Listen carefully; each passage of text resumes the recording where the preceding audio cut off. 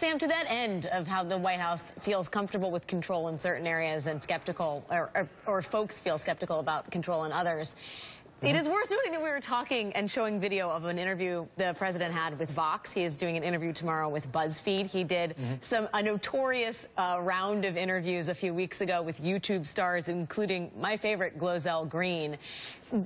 This choice to eschew traditional media outlets or even bigger online outlets, I don't believe he's done one with the Huffington Post as yet. He explained to Ezra in terms of why he's chosen some of these outlets. My advice to a future president is increasingly to try to bypass the traditional venues that create divisions and try to find new venues within this new media that are quirkier and less predictable. What did you think of that, Sam? Well, let me start by thanking you for pointing out the lack of interview with Huffington Post. For those in the White House watching, I'm available. Secondly, it's just the fact that there's different mediums out there and that, you know, the traditional way to communicate is obsolete. I mean, you could put them on TV, you could have them sit down with different newspapers, and you would reach a very small section of the American audience.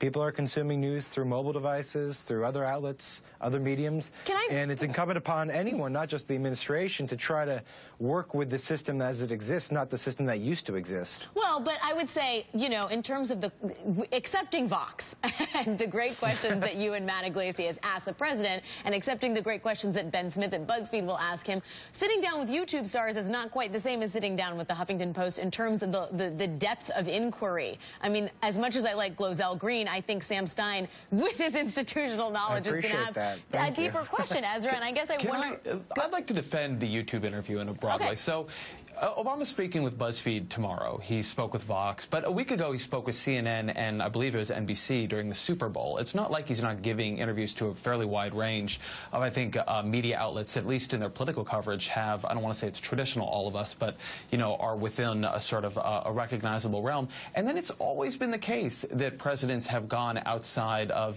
some of the normal sort of political venues to try to get their message out. I mean, I think that the YouTube interview has come in for sort of an amount of, I don't know, sort of like mockery or dismissiveness that I frankly find like a little bit baffling. Those are people with big followings. They ask, you know, I think in most cases those questions are pretty good.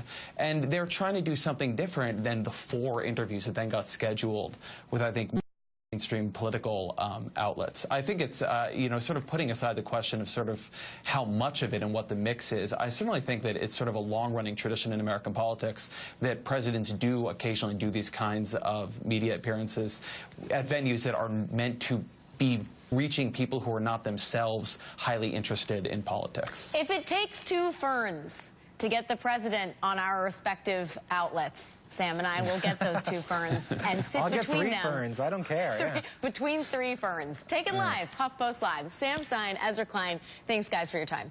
Thanks.